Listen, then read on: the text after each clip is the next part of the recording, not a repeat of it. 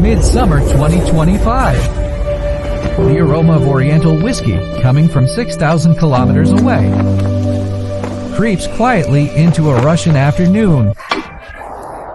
The lingering echo of the cue tapping has not yet faded. When the clink of wine glasses takes over.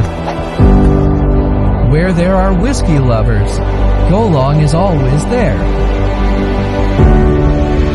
After all, those who know whiskey understand. Good flavor never lies.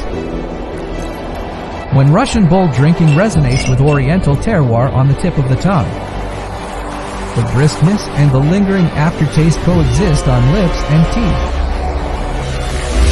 It turns out that the happiness of whiskey lovers knows no boundaries.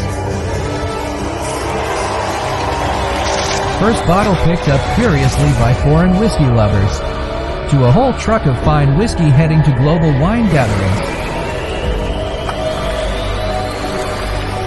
From the anxiety of waiting silently for tasting, to the applause when winning the International Gold Awards.